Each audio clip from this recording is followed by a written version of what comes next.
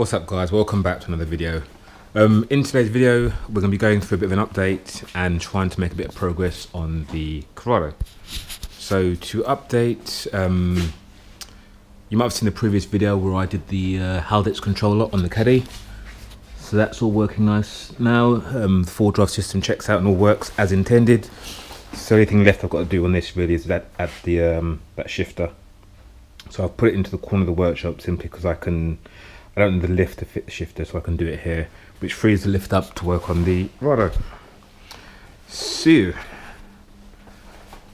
can see under here that's the MR2 fuel tank and the MR2 cylinder tunnel that just needs welding back in, or not back in, actually welding in.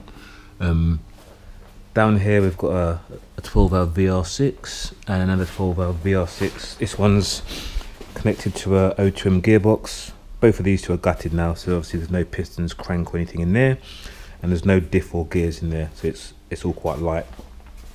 It's on this stand, which is a stand I normally use to get the 24 valve VR into the caddy, but I'm using this to get the engine into the rear of the Corrado. So I'm taking the head off just to make it a bit easier to squeeze in there, but I need to finish this cross member here, which is basically going to be the rear version of the front cross member. So you can see it's on the table over here.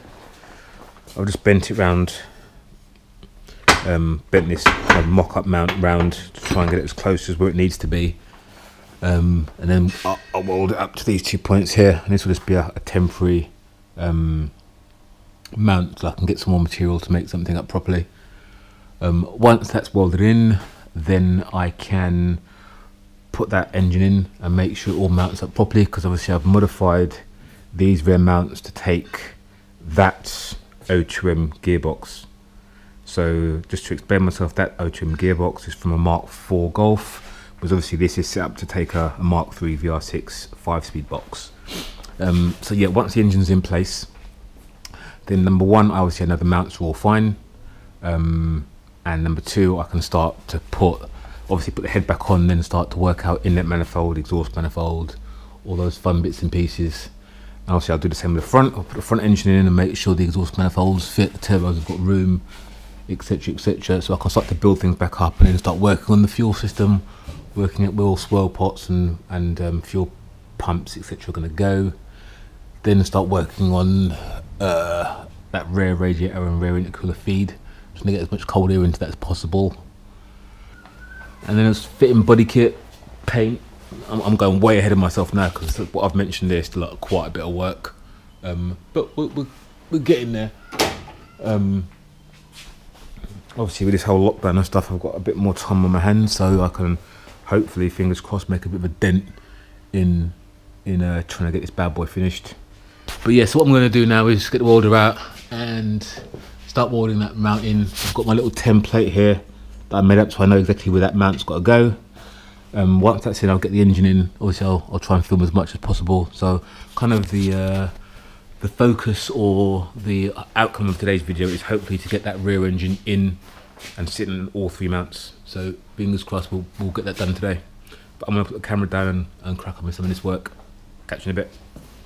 Right, I finished making the cross member for the front engine mount. Front engine mount on the rear engine, just to be clear. So this is it here. I'm just giving it a coat of paint just to stop it rusting too much, but it's a temporary thing anyway, so not too bothered about that. Also, in terms of the rear end, I've made a bit of a change. I've cut that bar that went across here because there was some aluminium sheeting that went kind of diagonally down there. So the idea was for the air to come kind of up through the root scoop, down into this channel and go through the rad there. I was umming and ahhing about what to do and which way to do it, because I didn't really want the intercooler and the radiator next to each other, because I think that would just interfere with airflow and I'd get heat soak off the radiator into the core, and plus the airflow going through the radiator would be blocked by quite a thick intercooler core as well. So the plan now is to put the intercooler up here in the roof, and then the air can flow through the intercooler and cool the engine down as well, and then flow all that warm air out the bottom. And then for the radiator, I'm going to use some necker ducts on both quarter windows to feed air into like a custom plenum, which will force air through that radiator and out the back.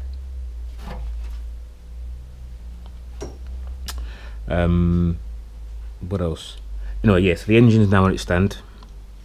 I just bolted it in. There's 3 mounts, one there, one over there, and one at the front.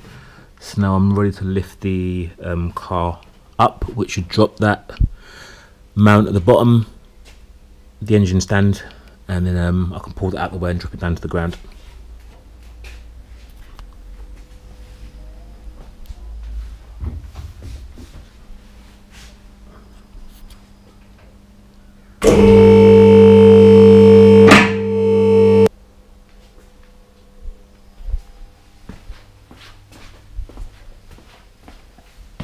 Right, let's just pull this out the way.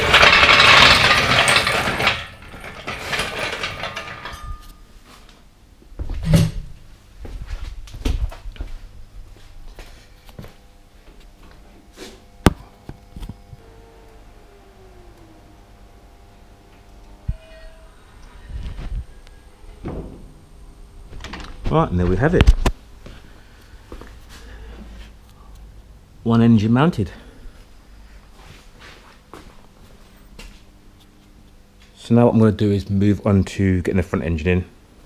So I'm going to put the camera down and then crack on with that.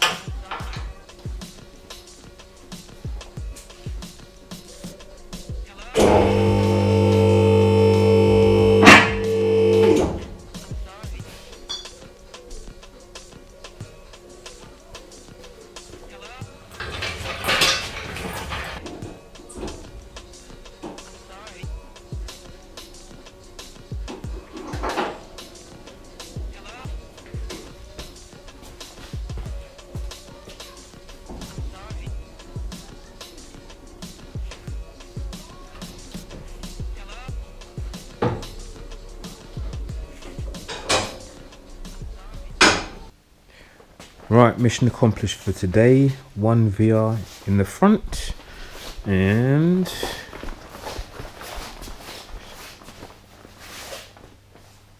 one VR in the rear. So it's been a long time coming, to be honest with you. I've had this shell for a while now, and it's just been tucked away in the corner of the workshop. So finally, engines are in. Admittedly only mocked up, but it's the first major step. Next, obviously, it's going to be going around getting things like inlet manifolds, exhaust manifolds, fuel systems, etc, etc. But that, for me, is the fun stuff. The hard part is kind of done. So I think in the next video, what I'll do is I'll go around step by step, just explaining what the plans are for all the different systems, if you want to call them that. So I'll do brake, suspension, engines, gearboxes, fuel system, turbos, etc, etc, and just kind of work through each of those individually, work out what the plan is, and then after that I'll do a video on each of one of the little bits. Hopefully that makes a bit more sense and a bit more structure behind the build. But I'm shattered, so I'm going to call it a night. But as always, thanks for watching, and I'll catch you up on the next one. Cheers, bye.